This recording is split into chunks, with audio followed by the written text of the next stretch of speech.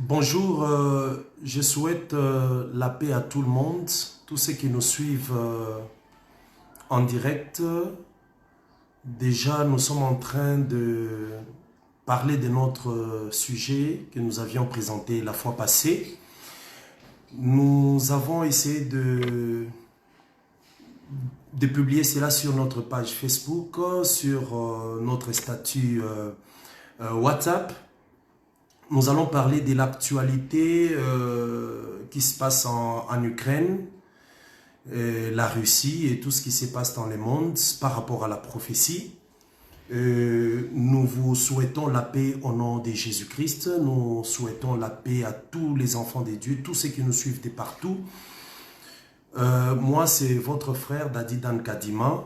Je suis serviteur de Dieu, ministre de la parole, ministre de l'évangile de Jésus-Christ dans l'église des dieux de Lubumbashi, et nous travaillons aussi dans l'église des dieux de Kolwezi. Nous sommes en République démocratique du Congo. Que les seigneurs vous bénissent.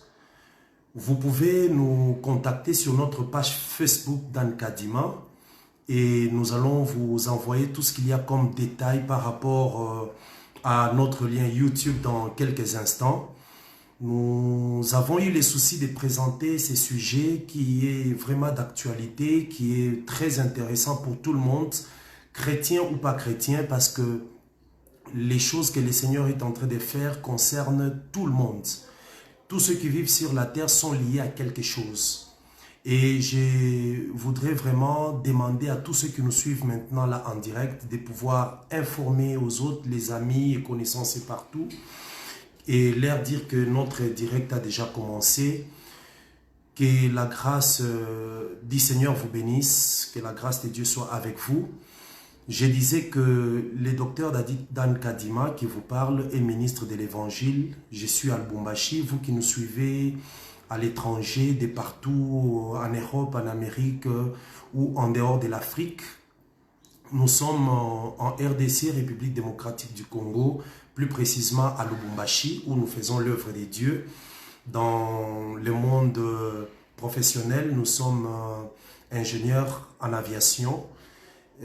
Donc, ces choses nous intéressent aussi. Nous ne sommes pas seulement dans les domaines des écritures, mais nous sommes aussi dans la profession.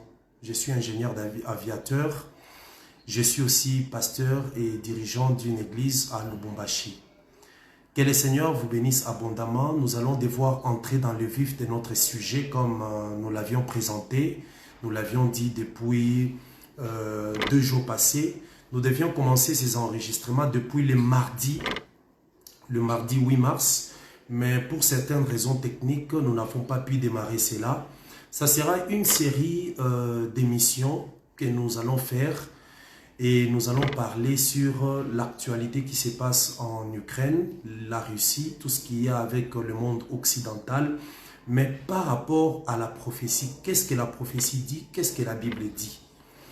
Voilà les soucis qui nous ont animés. Depuis un certain temps, j'ai toujours aimé des recherches en ce qui concerne les Écritures, surtout en ce qui concerne la prophétie. Ça m'intéresse beaucoup. Je vais devoir reculer un peu en arrière. En 1991, j'étais encore trop jeune, je pense en première ou deuxième secondaire. C'est à ce moment qu'il y a eu la guerre entre l'Irak et le Koweït, et les Américains étaient du côté des Koweïtiens. C'était une guerre qui a vraiment amené beaucoup de déclarations tout autour. Certains ont parlé de la Troisième Guerre mondiale qui devait déjà commencer en 1991. Il y a des autres qui ont parlé de la fin du monde. Je sais que nous étions à cette époque à Kinshasa. Beaucoup de gens parlaient sur la fin du temps.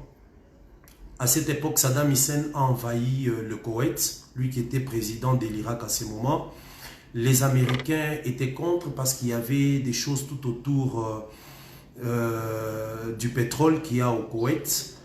Et beaucoup de gens annonçait déjà des choses autour de cette guerre, que cette guerre allait finir par une guerre mondiale.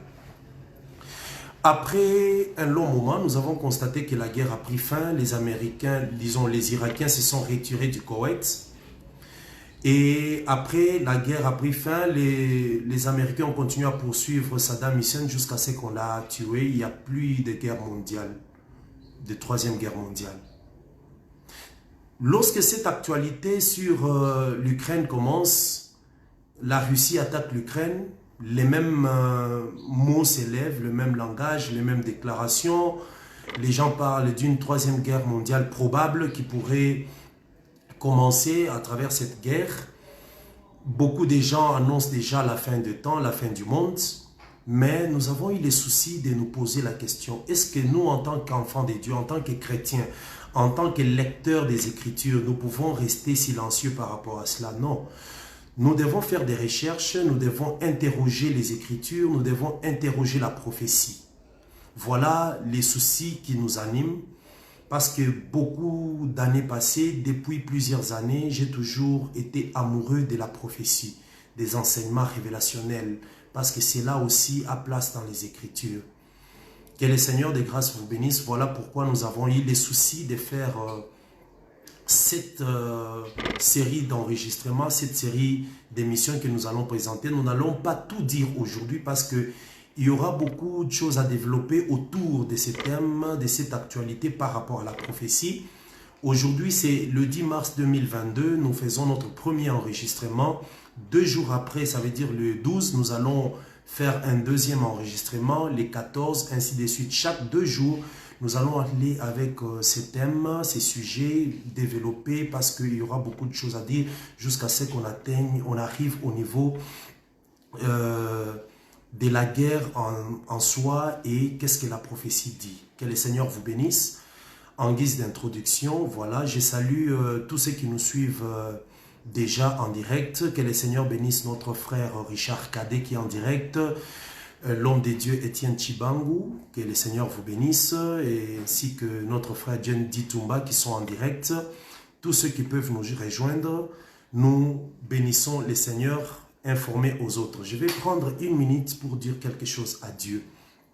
Seigneur, nous sommes autour des Écritures, nous voulons comprendre ta pensée, que tous ceux qui nous suivront soient édifiés, que ce que nous allons déclarer ne soit pas nos propres pensées, parce que la Bible dit que ce qui a été écrit était une inspiration que les hommes ont mise sur écrit, et nous ne pouvons pas faire de la prophétie notre propre interprétation. Nous voulons que les Écritures nous éclairent, que le Saint-Esprit nous aide et donne un entendement spirituel à tous ceux qui nous suivent.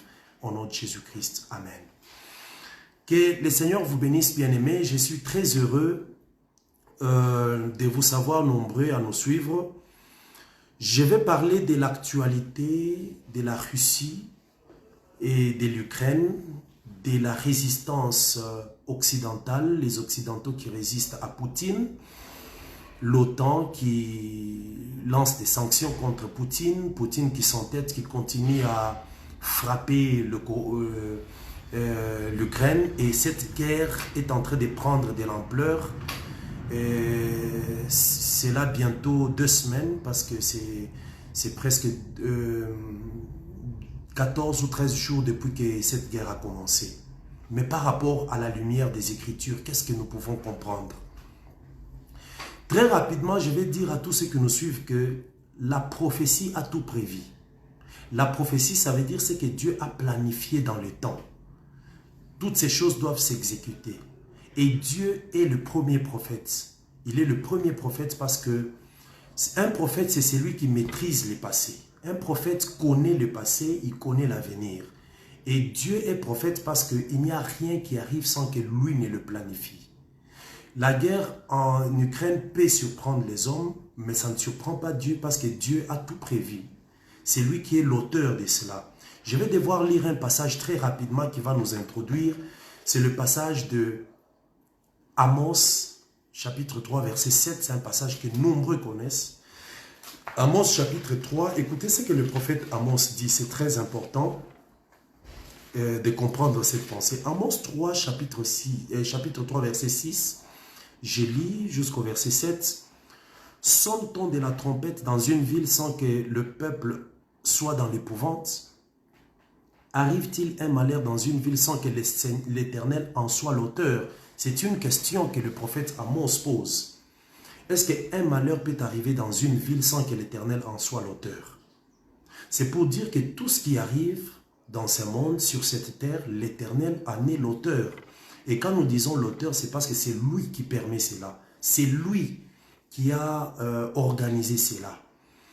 Et lorsque nous voyons le malheur en Ukraine, nous savons que l'auteur, c'est Dieu. Dieu est auteur parce que c'est lui qui a planifié toutes choses dans la prophétie. Et Jésus-Christ, lorsqu'il est arrivé, Jésus-Christ a dit quelque chose de très important dans Matthieu chapitre 24. Alors qu'il était avec ses disciples, il dit ceci: vous entendrez parler des guerres. Vous entendrez parler des bruits de guerre. Il y aura des guerres, vous entendrez des bruits de guerre, mais ne soyez pas tourmentés, car ça ne sera que les commencements des douleurs. Les commencements des douleurs. Là, c'est dans Matthieu chapitre 24, au verset 6 à 7. Déjà, Jésus annonçait les débits de douleur. Mais il a dit, vous entendrez parler. Je préfère que nous puissions lire cela. Il y a des passages que je vais lire, des passages que je vais donner, des écritures que je vais lire et d'autres que je vais donner juste en passant. Vous notez, vous qui nous suivez.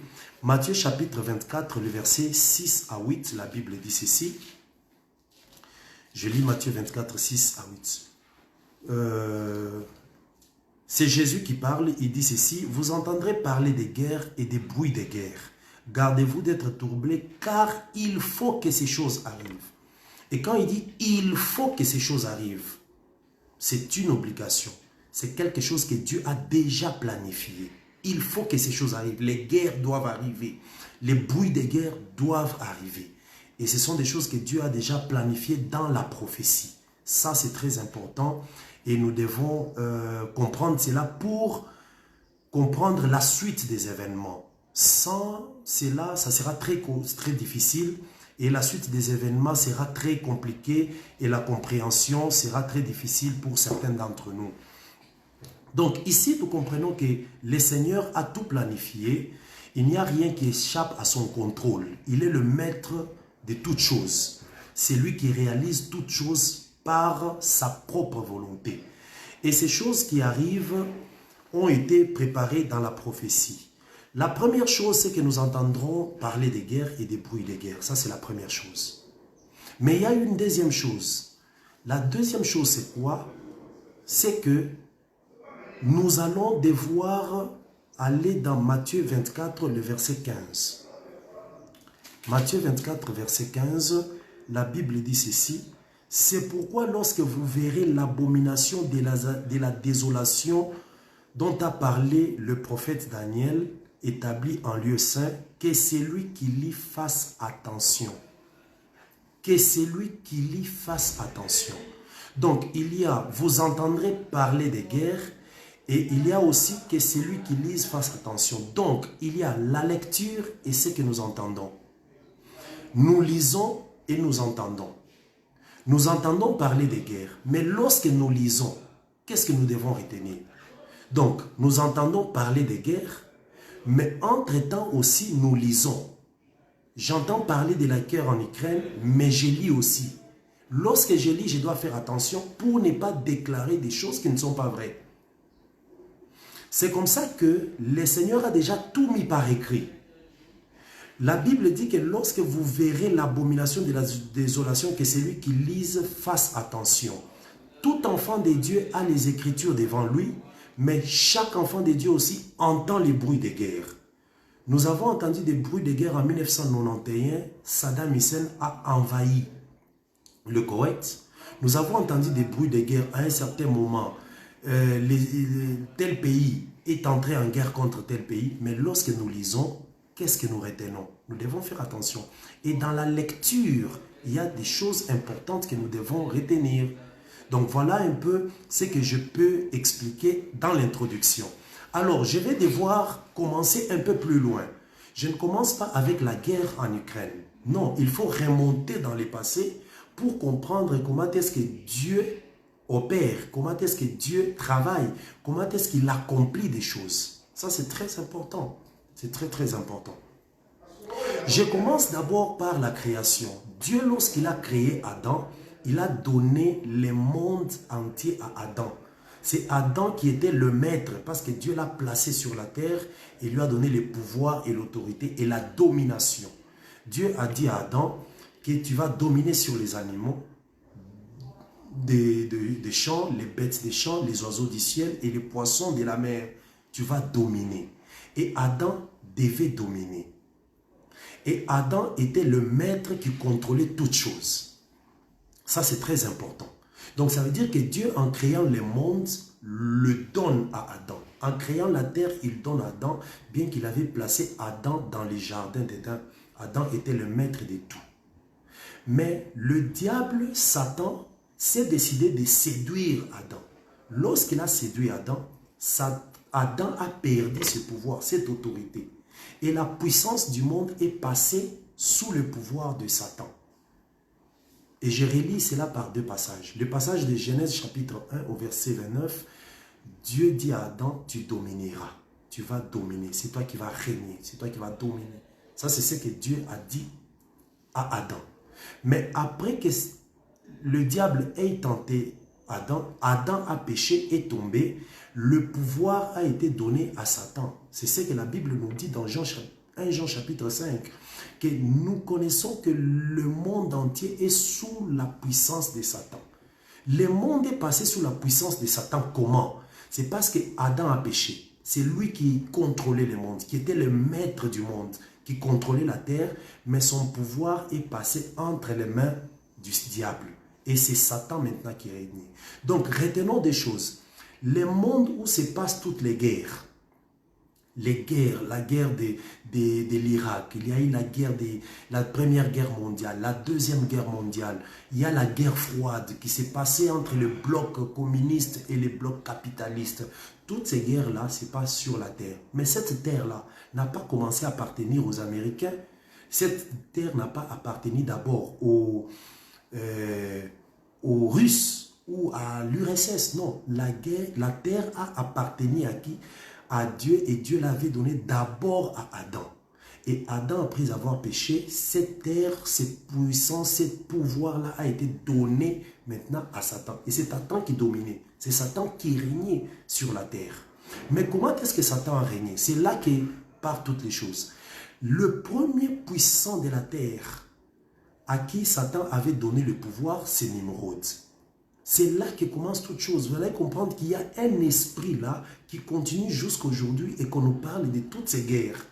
Mais je vais commencer par quelque chose. Regardez ce que le diable dit à Jésus-Christ lors de la tentation.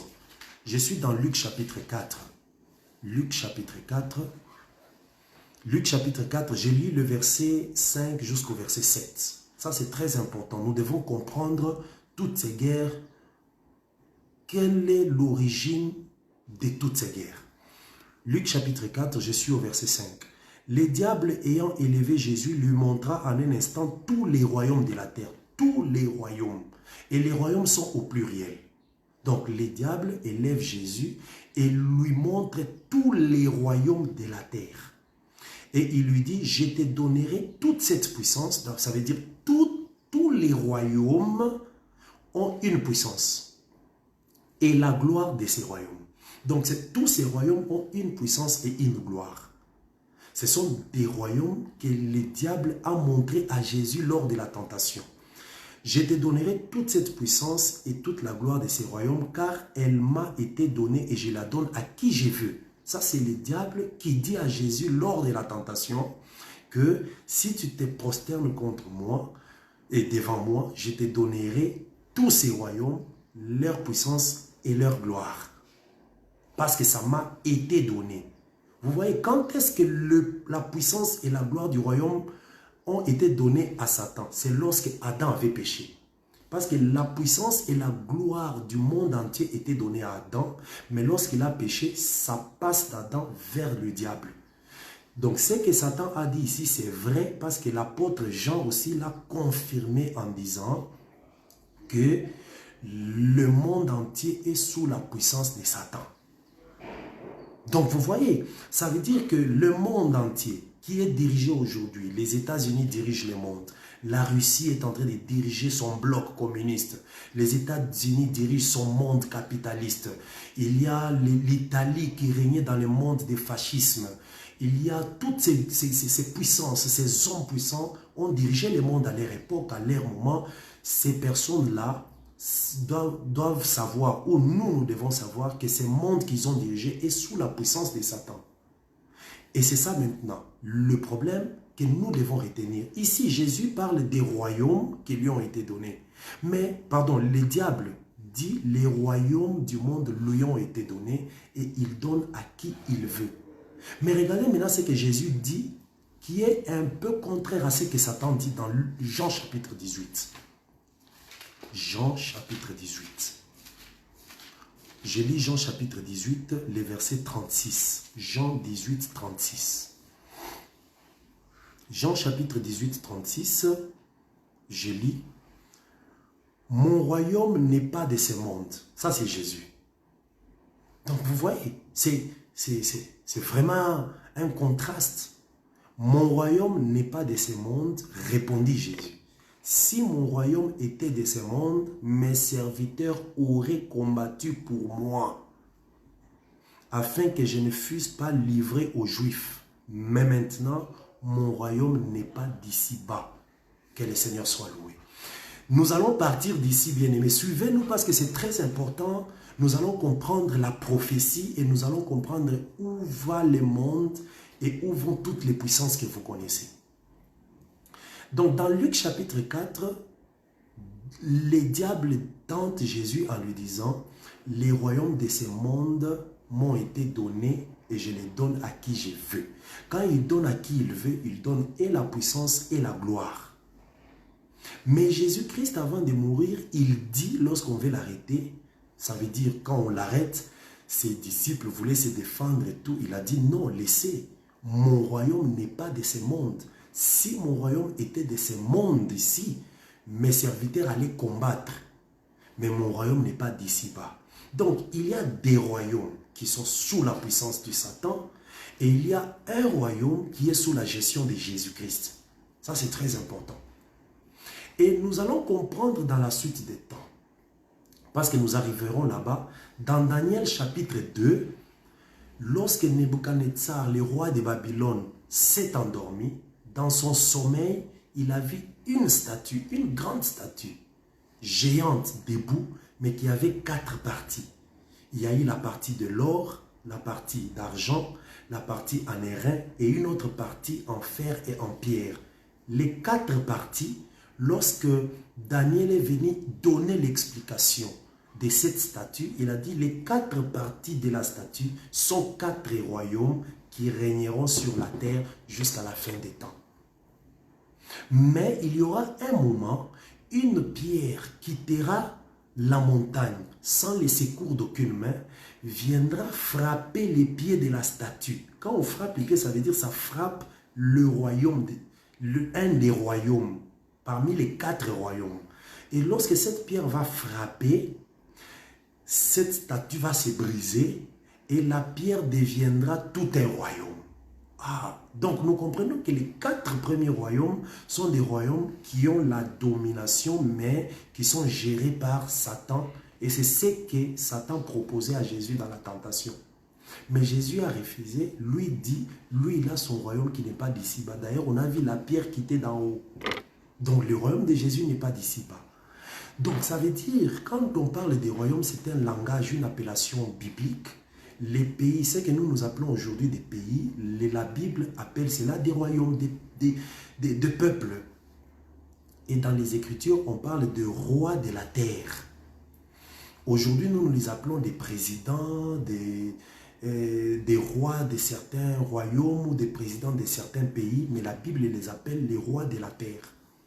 Donc voilà un peu, bien aimés dans le Seigneur, comment est-ce que nous évoluons pour que nous puissions comprendre avec la lumière des Écritures que le pouvoir du monde est entre les mains du diable et il donne à qui il veut. Qui a donné cela au diable? C'est Dieu lui-même. Ça veut dire que Dieu avait donné à Adam est tombé par le péché, Dieu a donné cela au diable, mais à un certain moment, le diable aussi devra perdre ses pouvoirs-là du monde. Donc voilà. Alors, rentrons vers les commencements, ça veut dire le diable, lorsqu'il a eu le pouvoir, il commence à chercher comment diriger ce monde.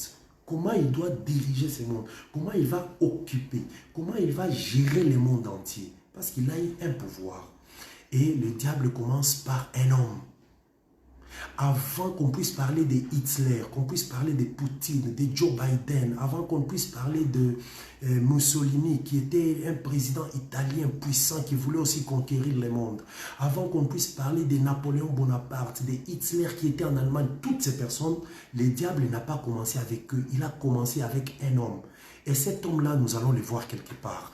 Allons très rapidement dans Genèse chapitre 10. Genèse chapitre 10, nous allons voir comment est-ce que le diable a commencé. Je lis Genèse chapitre 10 au verset 6. Donc ça veut dire après le péché, Dieu devait frapper le monde par les déluges. Les déluges. Et lorsque Dieu frappe le monde par les déluges, toute la terre entre dans les eaux, les hommes meurent. Il n'y a eu que Noé, ses 3 enfants et ses 3 belles filles, ainsi que sa femme qui sont restés, qui sont sortis de l'arche. Lorsqu'ils sont sortis de l'arche, c'est un monde nouveau qui recommence. Ça, c'est très important. Un monde nouveau qui commence. Donc, le monde adamique passe, mais un monde nouveau commence. Mais le monde nouveau qui commence n'a pas enlevé le pouvoir entre les mains du diable. Parce que le monde, la puissance et la gloire des royaumes, c'est toujours entre les mains du diable. Alors, lorsqu'ils sortent de l'arche, Noé, sa femme, ses 3 fils, et ses 3 filles, et ses 3 belles-filles, ça veut dire les femmes de ses fils, il y a quelque chose de très important qui nous frappe. Très important. Dans Genèse chapitre 10, regardez ce que la Bible dit à partir du verset 6. Je lis Genèse 10, verset 6. Les fils de Cham furent Cush, Mitzraïm, Put et Canaan. Donc, Noé avait 3 fils. Il y a eu Japhet, Sem et Cham. Japhet, Sem et Cham. Ce sont les 3 fils qui sont sortis avec Noé. À la sortie, parmi les 3 fils, il y a un fils qui s'appelle Cham qui a eu 4 fils. Et les 4 fils sont Cush, Misraïm, Put et Canaan. Il faut retenir ceci. Cush, c'est lui le père des Éthiopiens. Cush veut dire Éthiopie. Cush veut dire Éthiopie. Et en hébreu, Cush veut dire noir. Ça veut dire aussi brûlé par le soleil. Ça parle de cette couleur. Cush veut dire noir ou brûlé par le soleil. Dans l'interprétation, c'est Éthiopie. Aujourd'hui, quand nous parlons dans nos langues, Cush, c'est Éthiopie. Le pays de Cush, c'est l'Éthiopie. L'Éthiopie actuelle. Mais qui a peut-être changé de forme géographique avec le temps. Mitzraïm, qui est le 2e fils de Cham, c'est l'Égypte. Mitzraïm, c'est Égypte. C'est le père des Égyptiens. Put, c'est la Libye. La Libye actuelle, c'est Put. Et Canaan, c'est la partie de l'Asie du Sud et un peu vers l'Asie de l'Est. Donc, les 4 fils de Cham se sont répandus sur la terre, mais Cush, lui, a peuplé l'Éthiopie. Misraïm a peuplé l'Égypte. Put a peuplé la Libye. Et Canaan a peuplé toute la partie de l'Asie où il y a eu les Cananéens. Tous ces peuples que nous connaissons là. Ce sont les peuples qui sont partis dans cette direction-là.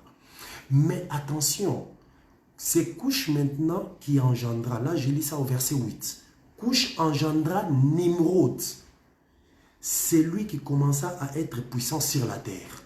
Donc, le puissant sur la terre, après les déluge, c'est Nimrod. Nimrod, c'est le fils de Cush. Cush, c'est le fils de Noé. Et pardon, de Cham. Et Cham, c'est le fils de Noé. Donc, il y a Nimrod, qui est fils de Cush, Couche, fils de Cham, Cham, fils de Noé. Et les premiers puissants de la terre, après les déluges, c'était un Éthiopien, un noir. Aujourd'hui, c'est les blancs qui sont les puissants de la terre. Mais sachez, parfois quand les blancs parlent, ne connaissent pas ou les gens ignorent l'histoire. Non, les puissants de la terre, le premier puissant, c'était un Éthiopien. Donc la grande puissance, c'était ça. D'ailleurs, ils formaient presque un peuple. Hein. Les Éthiopiens ou les Égyptiens, c'était presque un même peuple. J'y reviendrai dans d'autres émissions parce que nous parlerons aussi de l'origine des Noirs. Les Éthiopiens et les Égyptiens, c'était un même peuple. Vous allez comprendre cela pourquoi. Lorsque Moïse est parti en Égypte, disons lorsque Moïse était en Égypte, parce qu'Israël était en Égypte, Moïse a vécu dans le palais royal des pharaons. Lorsque il a tué l'Égyptien et on l'a poursuivi, il a fui au pays des Madians. Vous allez regarder ça dans Exode chapitre 2. Au pays des Madians, là où il était, il a délivré Séphora et ses sœurs lorsqu'ils puisaient de l'eau. Lorsque Séphora est rentré chez ses parents, on leur a demandé pourquoi aujourd'hui vous avez puisé l'eau si tôt comme ça et vous avez fini à temps. Séphora a dit, un Égyptien nous a secourus. Un Égyptien. Vous voyez? Donc, ça veut dire que le peuple Égypte-Éthiopie, c'était presque un même peuple. Alors, Couche veut dire Égypte et Éthiopie, ça veut dire aussi noir. C'est comme ça que quand vous lisez Jérémie chapitre 23, verset 15, vous pouvez écrire parce que nous sommes en train de courir derrière les temps. Regardez, Jérémie, je pense que ceux qui nous écriront, qui vont nous appeler prochainement, rappelez-nous, nous allons parler de l'origine du peuple noir par rapport aux Écritures et ça sera très important parce que ce sont des choses que le peuple doit connaître. Je suis dans Jérémie chapitre 23, la Bible nous dit quelque chose. Je vais retrouver rapidement cette écriture. Jérémie 23, je pense que c'est là où la Bible dit « Un Éthiopien peut-il changer sa peau ?» Ça, c'est très important. Il faut que nous puissions connaître. Quand on dit « peut-il changer sa peau ?» c'est parce qu'on pose la question maintenant par rapport à sa couleur. Est-ce qu'un noir peut-il changer sa peau? Aujourd'hui, si nous pouvons même exhorter les gens dans la doctrine, les gens doivent faire attention. Il ne faut pas aller chercher à changer de couleur. Tu es noir, tu veux devenir blanc ou non. Il faut chercher à rester tel que Dieu t'a créé. C'est très important, ces choses-là. Donc ici, vous allez comprendre que, voilà, nous sommes dans Jérémie. C'est très important qu'on lise un peu ça pour que ça puisse aussi nous faciliter les choses. Et je retrouve ces passages-là dans Jérémie. Je pense Jérémie 27. Je vais retrouver ça. Ça va aider tout le monde. Jérémie. Est-ce que c'est Jérémie ou c'est Ézéchiel? Je vais retrouver. Un instant, ça va beaucoup nous donner toutes ces précisions par rapport à la couleur des couches. Parce que couche est descendant... non, Nimrod, pardon. C'est Nimrod qui est descendant des couches. Et Nimrod était devenu les premiers puissants sur la terre. Ça, c'est très, très important. Je retrouve au fil du temps. Si on ne voit pas ces passages-là, on pourra toujours les donner. C'est très... Je pourrais les donner aussi en passant. On parle de fidélité et tout ça. Un Éthiopien peut-il changer sa peau? Je vais retrouver ces passages avant la fin de notre intervention. Je pourrais les donner en passant. Ça va pouvoir aussi nous aider parce que c'est les prophètes qui posent la question. Est-ce qu'un Éthiopien peut-il changer sa peau? Donc si un Éthiopien ne peut pas changer la peau, c'est parce qu'il a une peau noire. Alors, je vais retrouver ces passages en passant. Nous évoluons. Nimrod était le puissant. Nimrod, il était le puissant. À cette époque-là, il dominait même sur tous les enfants, toute la descendance de Noé. Les fils de Japheth, les fils de Cham, les fils de Sem, tous les puissants à cette époque, c'était Nimrod. Mais regardez ce que Nimrod a fait. Nimrod est allé entraîner toute la terre à aller construire la tour de Babel. Ça, c'est très important. Il entraîne toute la terre pour construire la tour de Babel. Nous sommes toujours dans Genèse chapitre 10. Regardez ce que la Bible nous dit. Dans Genèse chapitre 10, on dit ceci au verset 8. Couche engendra aussi Nimrod. C'est lui qui commença à être puissant sur la terre. Il fit un vaillant chasseur devant l'Éternel. C'est pourquoi on dit Nimrod, vaillant chasseur devant l'Éternel. Il régna d'abord sur Babel, sur Érec et sur les pays des Shinéars. Donc, Nimrod commença à devenir le puissant. Il a régné sur Babel et il est parti entraîner tout le monde à construire la tour de Babel. Avec quel objectif? Je lis toujours Genèse, maintenant le chapitre 11.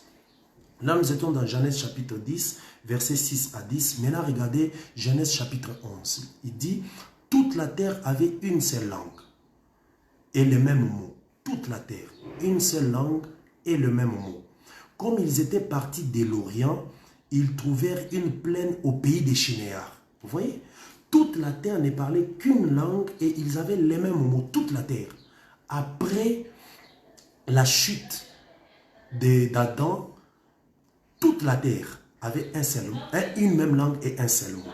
Et les mêmes mots. Maintenant, ils sont allés vers les pays des Shinéars. Les pays des Shinéars, c'est ça même Babylone aujourd'hui. Quand nous parlons de Babylone, c'est les pays des Shinéars. Ils s'y établirent. Qui les a amenés là? C'est Nimrod, les puissants. Donc, il est le premier puissant qui entraîne tout le monde à aller construire une tour. Gloire au Seigneur.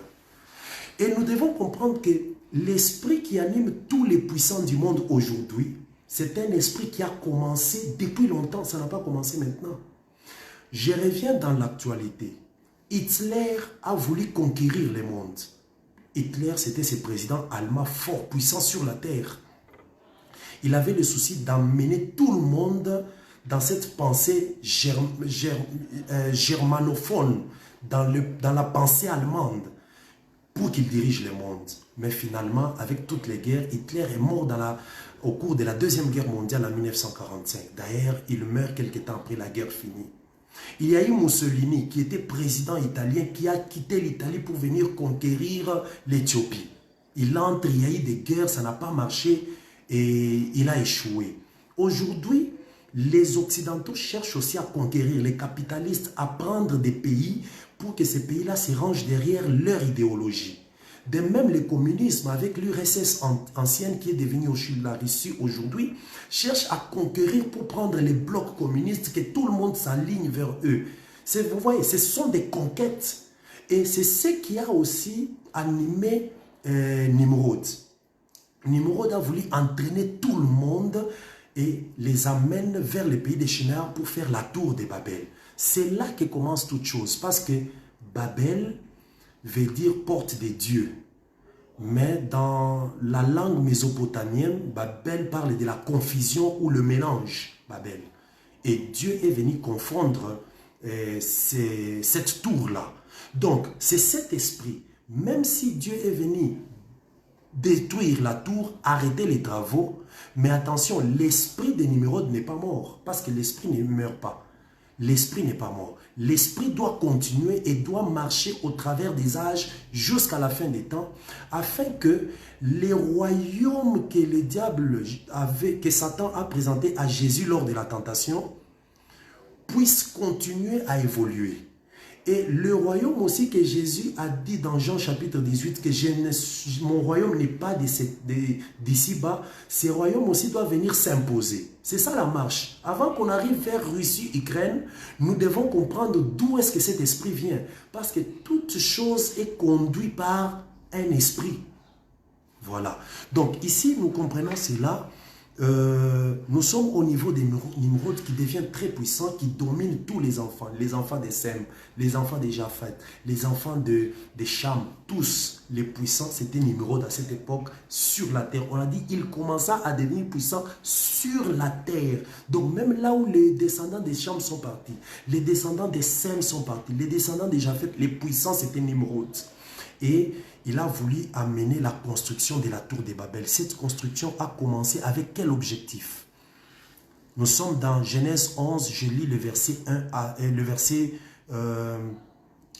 2. Comme ils étaient partis tous de l'Orient, ils trouvèrent une plaine au pays des Chinéens, ils y habitèrent, et ils se dirent l'un et l'autre, allons, faisons des briques, cuissons-le au feu. Et la brique leur servit de pierre, et le bitume leur servit de ciment. Ils dirent encore, allons, bâtissons une ville et une tour dont les sommets touchent au ciel, et faisons-nous un nom, afin que nous ne soyons pas dispersés sur la face de toute la terre. Ça, c'est très important. Je vais soutirer ici des points qui vont nous aider dans la marche pour comprendre même la suite de l'actualité. Écoutez l'objectif. Construisons une ville et une tour. Voilà pourquoi nous disons que Babel, c'est l'origine de Babylone. Ça veut dire porte de Dieu. Ça veut dire aussi confusion ou mélange. Babel va se développer avec le temps jusqu'à ce qu'il devienne Babylone la grande, qui est, nous voyons aujourd'hui. Parce que le dernier royaume de la statue sera un royaume qui va faire développer tous les systèmes babyloniens. Ça, c'est ça la prophétie. Le dernier royaume va faire développer tous les systèmes babyloniens. Ça veut dire toute la pensée de la tour de Babel va apparaître dans les derniers royaumes. Lorsque nous allons y arriver, nous allons comprendre. Et même toutes ces guerres qui se passent, la première guerre mondiale, la deuxième et la troisième guerre mondiale qui viendra, toutes ces guerres sont dans les systèmes de Babylone la Grande, qui est la suite de la tour de Babel. Voilà pourquoi il dit construisons une ville et une tour. Babylone la Grande dans Apocalypse est appelée la plus grande ville sur la terre. La ville qui a l'autorité sur la terre. Vous voyez, ça c'est très important. C'est comme ça qu'on dit construisons une ville et une tour. Mais faisons-nous un nom. Babylone la Grande a un nom. Dans Apocalypse chapitre 17 au verset 5, on dit qu'il avait des noms de blasphèmes écrits sur son front, cette femme-là. Et cette femme-là représente tous les systèmes babyloniens. Ça veut dire tous les systèmes de Babylone qui a commencé avec l'esprit de Nimrod et qui continue avec la suite des temps. Et retenez que dans ces systèmes babyloniens, il y a des royaumes dont la puissance et la gloire a été donnée au diable et le diable les donne à qui il veut. Attention, Jésus lui dit, mon royaume n'est pas d'ici-bas. Que le Seigneur vous bénisse abondamment. Nous allons vers la fin pour l'enregistrement d'aujourd'hui. Que le Seigneur soit loué. Je vais lire un peu cette pensée-là de Jérémie pour continuer parce que nous sommes en train de parler du premier puissant. Je suis dans Jérémie chapitre 13. Regardez Jérémie 13. Je parlais de Jérémie 23, c'était Jérémie chapitre 13. La Bible nous dit ceci. Jérémie chapitre 13. Je lis au nom de Jésus-Christ. La Bible dit au verset 23, Jérémie 13, 23. Un Éthiopien peut-il changer sa peau? Un léopard ses taches? C'est une question. L'Éthiopien ne peut pas changer sa peau. Pourquoi? Sa peau est noire. Le léopard ne peut pas changer ses taches. Je ne vais pas ici dans la pensée prophétique, je vais d'abord dans la vie de tous les jours. L'Éthiopie a la peau noire ou l'Éthiopien a la peau noire. Donc Nimrod, qui est descendant des Couches, c'était un noir et c'était lui qui commençait à être le premier puissant sur la terre. Voilà pourquoi même la première grande puissance, selon la vision, selon la prophétie, c'est l'Égypte. La première grande puissance, ce n'est pas les États-Unis. Les États-Unis viennent après. Babylone vient après. Mais c'était d'abord l'Égypte. Après l'Égypte, c'était la Syrie. Après la Syrie, c'était les deux peuples unis, le Mède et les Perses. Non, pardon. C'était d'abord Babylone. Après Babylone, c'était le Mède et le Perse parce que c'est l'empire médo-perse qui a renversé l'empire babylonien. Donc, vous voyez un peu toutes ces choses. Mais la puissance ou l'origine de ces choses, rentrons d'abord vers Nimrod. Alors, donc, l'objectif de Nimrod était d'amener tout le peuple à une même pensée. C'est comme ça. Les soucis de Poutine, c'est que tous les pays à côté de lui, qui étaient des républiques slovaques dans les temps, qui formaient l'URSS, restent autour de lui. qu'il forme une ville et qu'il forme une tour. Or, la tour, c'est la puissance. Mais entre-temps, les Américains aussi, qui sont des capitalistes, ils veulent que tous les pays deviennent capitalistes et qu'ils soient autour de lui, qu'ils forment un bloc, une ville et une tour. Donc, vous voyez ces choses. Donc, c'est ce que nous devons comprendre et voir que c'est cet esprit qui continue et ça ne fait qu'exécuter ce que Dieu a prévu dans la prophétie. Que le Seigneur des grâces vous bénisse. Alors, Nimrod est devenu puissant et Nimrod a commencé à faire la tour de Babel et cette tour a été détruite parce que Dieu a dit « Allons, descendons, confondons leur langage et qu'ils n'entendent plus la langue les uns les autres. » Je suis dans Genèse 11 au verset 17. Le verset 8 dit « Et l'Éternel les dispersa loin de la terre sur la face de toute la terre et ils cessèrent de bâtir la ville. » Écoutez maintenant ici, je vais dire quelque chose de très important. Ils ont cessé de bâtir la ville physiquement. Parce que cette ville-là, c'était une tour physique. On en construisait avec des briques, du ciment. C'est ce qui est écrit là. Du bitume. Donc, au lieu de faire avec la pierre, et ils ont amené les briques. Au lieu d'amener du ciment, ils ont fait du bitume. Toutes ces choses-là, ils ont remplacé. C'était une tour physique qu'on construisait. Lorsque le Seigneur est descendu, a fait cesser les travaux, tout s'est arrêté, ils se sont dispersés. Mais la construction de la tour maintenant continuera, mais spirituellement. C'est ça la prophétie. Que le Seigneur vous bénisse. Donc, la tour de Babel va continuer, mais spirituellement. C'est comme ça que nous verrons cette tour-là dans l'Apocalypse. La tour de Babel, dans l'Apocalypse, nous l'appelons maintenant Babylone la Grande, la mère des prostituées. C'est toute une femme qui est d'abord un système religieux, c'est aussi tout un homme qui est un système politique. Nous allons comprendre ça avec le temps, que le Seigneur vous bénisse bien-aimés. Nous évoluons, nous allons très rapidement vers la fin. Regardez Zacharie chapitre 5, la Bible nous dit ceci. Toute la terre qui avait une seule langue et des mêmes mots, ils se sont installés dans les pays des Chinéars. Zacharie chapitre 5 nous dit quelque chose. Je lis Zacharie chapitre 5. Les bien-aimés qui écrivent pour demander les passages, je venais de donner ces passages-là sur Couche, qui veut dire l'Éthiopie ou le noir, c'est Jérémie chapitre 13, verset 23. Alors, je suis dans Zacharie chapitre 5, la Bible dit ceci, Zacharie chapitre 5. Je lis le verset 9 à 11. Je lis au nom de Jésus-Christ, Zacharie 5, 9. J'ai levé les yeux et j'ai regardé et voici deux femmes parurent. Suivez bien la prophétie. Les prophètes disent quelque chose. J'ai levé les yeux, j'ai regardé et voici deux femmes parurent, les vents soufflaient dans leurs ailes. Elles avaient des ailes comme celles de la cigogne. Elles enlevèrent les phas. Les phas, ça veut dire un contenant où on mesure des choses, des céréales, ainsi de suite. Elles enlevèrent les phas entre la terre et le ciel. Donc, ce sont des femmes qui enlevèrent les phas. Les phas, donc, c'est cette boîte-là qu'on utilise pour mesurer. Ce sont des unités de mesure dans l'ancien temps. Ils enlevèrent les phas entre la terre et le ciel. Là, c'est Zacharie 5, 9. Verset 10 dit ceci. J'ai dit à l'ange avec qui j'ai parlé. Où est-ce qu'ils emportent cet épha? Ça veut dire ces femmes-là, ces deux femmes, où est-ce qu'elles emportent l'épha? L'ange me répondit, elles vont lui bâtir une maison. Gloire au Seigneur. Donc, ces femmes-là ont transporté l'épha, elles emportent l'épha, elles partent avec. Quand le prophète Zacharie a vu ça dans la vision, il demande à l'ange qui lui parlait, où est-ce que ces deux femmes vont avec l'épha? Il dit, ces deux femmes vont lui bâtir. Ils vont bâtir à l'épha. Elles vont lui bâtir une maison dans les pays des Chinéars. Quand nous rentrons dans Genèse 11, on nous dit que toute la terre avait une langue et de même mot. Et ils habitèrent dans les pays des Chinéars avec en tête Nimrod qui était le puissant. Ils ont commencé à construire la tour de Babel. Mais ici dans la vision, Zacharie, c'est beaucoup de siècles, des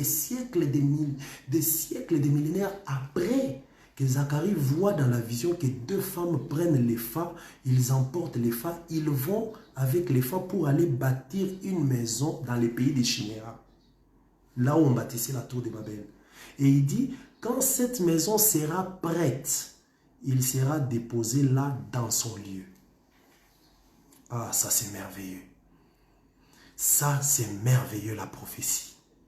Donc, ça veut dire que la tour de Babel qu'on a arrêtée, dont on a arrêté la construction lors des Nimrod, ça s'est arrêté physiquement, mais spirituellement, la construction continue jusqu'à ce que cette construction va arriver à sa totalité dans l'Apocalypse.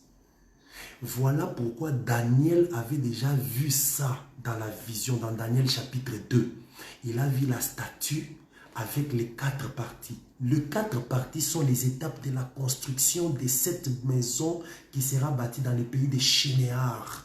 Les pays des Shinéar aujourd'hui, c'est les systèmes babyloniens, religieux, politiques, culturels et tout. C'est tout un système. Nous allons y arriver. Donc, vous voyez bien aimé dans les Seigneurs. Alors, lorsqu'ils bâtiront cette maison, c'est là qu'on va les déposer les phares. Ces femmes-là vont aller les déposer. Et qu'est-ce qui arrivera? Il arrivera ce que nous voyons dans Apocalypse 17 et 18. Là où on dit, elle est tombée, Babylone la grande. Je vais lire ces passages, nous arrivons vers la fin. Il nous reste quelques minutes seulement, c'est très important. Nous allons continuer. Aujourd'hui, c'est le jeudi, le samedi, nous aurons notre suite de cet enregistrement. Je suis dans Apocalypse chapitre 17. La Bible dit ceci. Apocalypse chapitre 17. La Bible dit au verset 4. Cette femme était vêtue de pourpre, d'écarlate, parée d'or, de pierres précieuses, de perles. Elle tenait dans sa main une coupe d'or remplie d'abomination et d'impureté de sa prostitution. Verset 5. Apocalypse 17, 5. Sur son front était écrit un nom.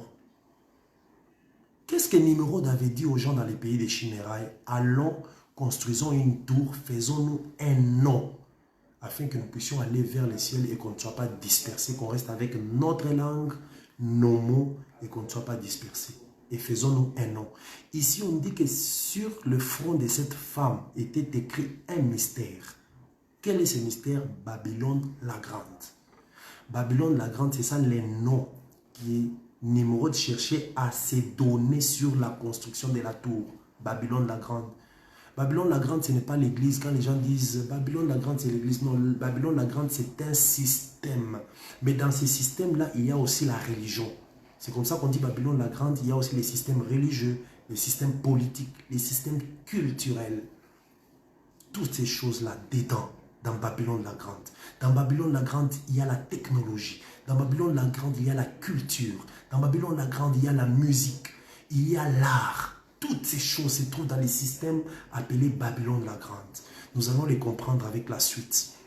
C'est comme ça que ça ne doit pas nous étonner. Lorsque nous regardons, il y a une arme, un missile, une arme nucléaire fabriquée qui s'appelle Satan 2. C'est normal. Il y a l'armement dans Babylone la grande. C'est tout un système. L'arme Satan 2 est fabriquée par les Russes, mais les noms, c'est l'OTAN, qui est ennemi des Russes, qui a donné le nom de Satan 2. Ils connaissent. C'est le même esprit. Même quand vous les voyez se battre là, les blocs communistes et les blocs capitalistes, c'est l'esprit de Nimrod qui est là-dedans. Voilà pourquoi nous ne sommes pas de ces royaumes-là. Même si nous vivons là-dedans, mais nous ne sommes pas de ces royaumes. Jésus-Christ était venu lui-même, il était sur la terre lors de ces royaumes. Quand il est venu, c'était l'Empire romain, le royaume romain qui régnait. Il était là, mais il a dit, mon royaume n'est pas d'ici-bas. Que le Seigneur vous bénisse. Apocalypse dit, là c'était 17 que nous avions lu, donc il a un nom, Babylone la grande, la mère des impudiques et des abominations de la terre. Les abominations de la terre. Chapitre 18, Apocalypse 18, verset 1 à 2. Après cela, je vis descendre du ciel un ange qui avait une grande autorité. La terre fut éclairée par sa gloire. Il cria d'une voix forte disant, elle est tombée, Babylone la grande. Elle est devenue une habitation des démons, C'est une habitation. Ces femmes-là allaient construire, bâtir une maison au pays des Shinéas. Mais c'est spirituel maintenant. Ce n'est plus une Babylone comme Babel physique. Non. Mais dans Babylone, il y a les royaumes. Les royaumes qui se sont succédés. Il y a eu l'Égypte qui est passée. L'Assyrie est venue, l'Égypte du temps des pharaons. L'Assyrie, il y a eu les rois Salmanassar, tous ces rois-là qui sont passés. Il y a eu Babylone, il y a eu Nebuchadnezzar, Belshazzar, ils s'y sont passés. Il y a eu les Mèdes et les Perses, Cyrus, quel roi, Artaxerxès, tous ces rois-là, ils sont passés. Darius, ils sont passés. Il y a eu la Grèce avec Alexandre le Grand, avec ses généraux. Après cela, il y a eu Antiochus Épiphane, ils sont passés. Il y a eu Rome avec César, ainsi de suite, les empereurs Néron, jusqu'à notre époque. Et dans notre époque, nous avons tous ces grands-là. Les Hitler, les Mussolini, les Napoléon Bonaparte, Saddam Hussein, George Bush, Bill Clinton, Joe Biden, Joseph Staline qui était de l'URSS après la Deuxième Guerre mondiale. Aujourd'hui, Poutine. Toute cette succession-là, c'est dans tous ces royaumes-là qu'on appelle Rome. Les systèmes Rome. Mais le système Rome est dans Babylone la Grande.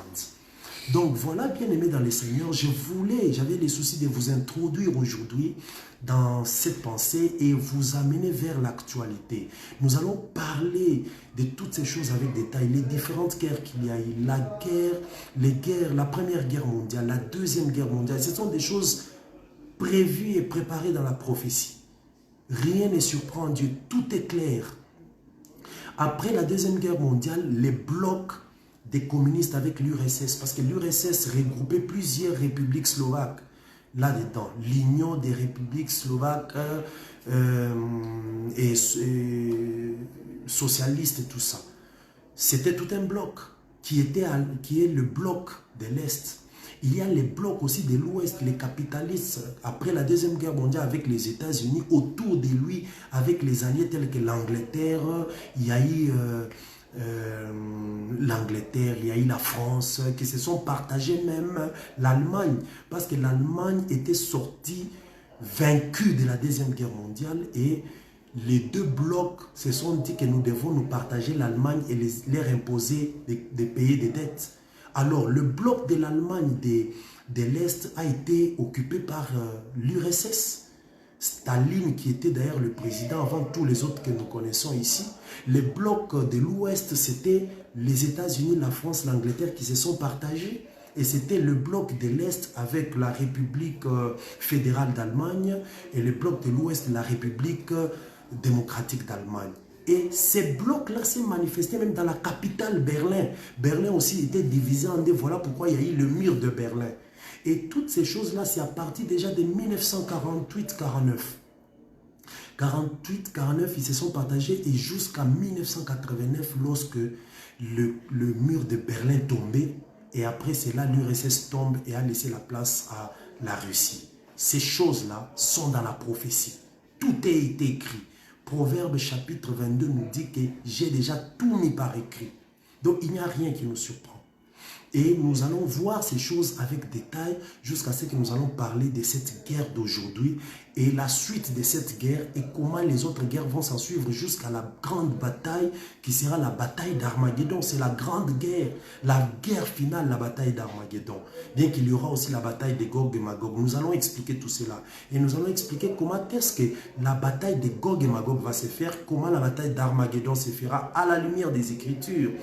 Et d'ailleurs, la plus grande guerre mondiale, qui sera la troisième guerre mondiale, c'est à ce moment-là, lorsque tous les pays se mettront ensemble pour attaquer le peuple saint, le peuple des dieux. Donc, voilà, bien aimés dans les Seigneurs, ce qu'on pouvait dire pour aujourd'hui. Nous allons nous retrouver le samedi encore avec un autre direct qui va pouvoir vous aider. Nous allons entrer maintenant en détail avec Daniel chapitre 2 pour parler de chaque empire. Vous allez voir qu'il y a dans la statue la tête qui est le lion, il y a la poitrine qui est l'ours, il y a le ventre qui est la Grèce, qui est le léopard, et il y a l'animal terrible qui est le quatrième empire. Tous ces animaux-là, les lions, l'ours, les léopards, l'animal terrible, un dragon, c'est l'image des nations de la terre. Voilà pourquoi aujourd'hui même les pays de la terre sont typifiés par des animaux. Babylone est typifiée par le lion. Selon Daniel chapitre 7, Babylone, le lion. Il y a le Mède et les Perses qui sont typifiés par l'ours. Il y a la Grèce qui est typifiée dans le songe là-bas par le léopard.